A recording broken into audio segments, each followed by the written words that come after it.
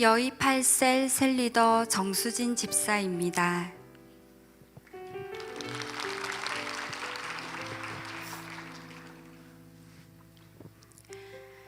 니글의 이파리라는 책이 있습니다. 니글은 완벽주의 화가로 죽기 전에 꼭 그려야 하는 그림이 있었습니다. 그 그림은 자신의 관점에서 아주 이상적으로 생각하는 이파리 하나에서 시작하는 멋진 나무 한 그루였습니다. 나무 뒤쪽으로는 멋진 풍경이 있는 그런 그림을 담아내려고 노력했습니다. 그러나 아무리 노력하고 열심히 작업을 해도 진도가 나가지 않았습니다. 왜냐하면 니글은 이파리 하나에 너무 많은 시간과 정성을 쏟았으며 이웃들의 작은 부탁을 들어주는 따뜻한 마음 때문이었습니다. 니글은 최선을 다하기는 하였지만 온전하게 그림에 집중하지 못했고 늘 시간에 쫓기게 되었습니다. 결국 그는 독감에 걸려 생을 마감하고 맙니다. 그림이 미완성된 채로 말입니다. 니글의 그림은 박물관에 전시되었지만 아무도 눈길을 주지 않았습니다. 훈련된 제자는 늘 배우는 사람입니다. 더 낮아져서 섬기고 저의 부족함을 깨닫고 날마다 기도로 십자가에 못 박으며 다른 사람을 제자 삼기 위해 눈물로 씨를 뿌리는 그것이 제자 삼는 비전으로 충만한 훈련된 제자의 태도라고 목사님은 말씀하셨습니다. 저 역시 충성된 제자로 달려가고 싶었습니다. 니글의 이파리가 생각난 것은 아마도 현재 저의 모습과 너무도 닮았기 때문입니다. 제자가 되는 길이 저에게는 그랬습니다. 양육방과 제자학교를 통하여 제가 누린 이 행복한 복음을 함께 누리고자 하는 마음으로 변화되는 저를 보았습니다. 제자대학 1학기는 본격적으로 우리 교회의 비전인 2002만 세계 비전에 대해 깊은 생각과 함께 도전받게 되었습니다. 제가 행복모임 리더로 임명받고 처음 행복모임을 열게 되었을 때가 생각납니다.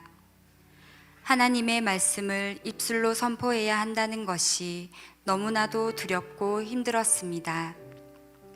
그뿐만 아니라 아직 베스트도 정하지 못했고 어떤 분들과 행복모임을 열어야 할지도 몰랐습니다.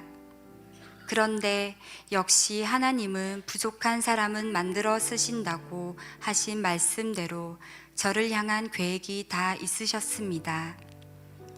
지금은 선교지에서 열심히 선교하고 계시는 한 분의 베스트가 저희 가족이었고 그분과 함께 행복 모임을 하며 그 베스트를 위해 기도하고 섬기기로 작정하였습니다. 그렇게 한 명을 심게 하시고 더 나아가 가정 복음화를 위해 어떤 노력을 해야 하는지를 알게 하셨습니다.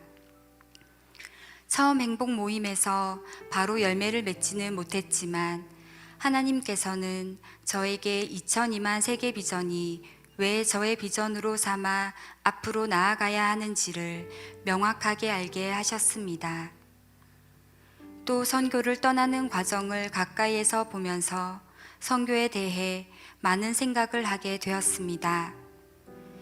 주일에 편안하게 교회에 나와 예배를 드리고 목사님의 말씀을 마음만 먹으면 언제든지 들을 수 있는 저의 상황이 얼마나 감사한 것인지 선교지의 상황을 보면서 깨닫게 되었습니다. 첫 행복 모임 인도는 저에게 많은 생각과 반성을 안겨주었고 또 비전에 대한 확신을 주었습니다. 두 번째 행복 모임은 행복 모임이 선포되기 전부터 베스트를 정하였습니다. 그분들은 아들의 학부모님들로 함께 학교 일을 하신 분들입니다. 용기를 내서 10주 동안 함께 해줄 수 있냐고 여쭤보았습니다. 그런데 흔쾌히 허락해 주었고 매주 같은 시간과 같은 장소를 10주 동안 한 번도 빠지지 않고 함께 해주셨습니다. 10주 동안 말씀을 전한 후 다과를 준비해서 점심을 먹고 이후에는 하나님이 저에게 주신 달란트대로 뜨개 수업을 준비해서 오후 시간까지 함께 보내었습니다. 저는 온 힘을 다해 기도도 준비하고 말씀을 담대하게 전했습니다. 하지만 10주라는 시간 동안 한 번도 빠지지 않고 참여하셨던 세 분은 하나님을 받아들이려고 하지 않았습니다. 그저 좋은 말씀을 전하는 시간, 취미 활동을 하는 시간 정도로만 여기셨습니다. 낙심이 찾아왔습니다. 최선을 다하여 하나님 말씀을 전하려고 노력을 다하였음에도 복음이 조금도 전해지지 않는다고 느껴지며 마음이 힘들었습니다. 아마 그 순간 저는 베드로와도 같았습니다.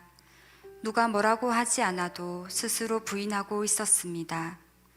참으로 작고 작은 믿음의 바닥이 드러나고 있었습니다. 하지만 사랑의 하나님께서는 작은 씨앗을 심는 것이 우리의 역할이고 자라게 하시는 분은 하나님이라는 것을 다시 한번 깨닫게 하셨습니다. 모든 것은 때가 있고 하나님의 계획하심이 있다는 것이 느껴지면서 제가 아주 어리석었으며 완벽함만을 추구하며 저의 열심으로 행복 모임을 했다는 것을 깨달았습니다. 그리고 하나님께 저를 보여드리고픈 마음이 얼마나 컸었는지 느끼게 되었습니다. 제가 사랑하는 방법은 니글처럼 완벽한 이파리를 그리고 싶은 마음, 완벽함 같은 마음이었습니다. 사람이 원하는 모습이 되고 싶고 스스로도 누구보다 완벽한 모습이 되고 싶었던 욕심이었습니다. 니글의 이파리 책의 마지막에는 니글이 세상을 떠나 천국에 도착했을 때 꿈에 그리던 니글의 나무가 완성된 모습으로 서 있는 것을 보고 이것은 선물이야 라고 말했습니다. 고린도전서 15장 58절 너의 수고가 주 안에서 헛되지 않은 줄 알미라 라는 말씀이 떠올라 왠지 모르게 눈물이 흘렀습니다. 주님을 향한 저의 작은 마음을 굳이 애쓰지 않아도 주님은 알고 계시며 완벽하지 않아도 사랑이라고 말씀해 주시는 것 같았습니다. 하나님께서는 저의 작은 기도 하나도 절대 놓치지 않으시고 모두 기억하시고 응답해 주십니다. 조금씩 저의 신앙이 성장할수록 하나님과 조금씩 가까워지고 있음을 느낍니다. 절대로 복음을 받아들이지 않을 것 같았던 세 분의 베스트 중 한 분이 초청 축제 때 다른 분을 모시고 교회에 오는 기적이 일어났습니다. 이것은 하나님께서 저에게 보여주시는 작은 기적 같은 선물의 아주 일부입니다. 그래서 이제는 매일 기대로 넘쳐납니다. 이번 행복 모임은 저희 가정을 으뜸 행모 모임 장소로 오픈하여 섬기고 있습니다. 이번 행복 모임이 끝나갈 때는 또 얼마나 많은 선물을 주실지 기대가 됩니다. 그 선물의 모양이 어떤 것이든 감사하게 받으며 순종하며 나아갈 것입니다. 이해가 가지 않던 것도 당연하게 받아들이게 가르쳐 주시고 일깨워 주시는 스승 되시는 목사님 정말 존경합니다.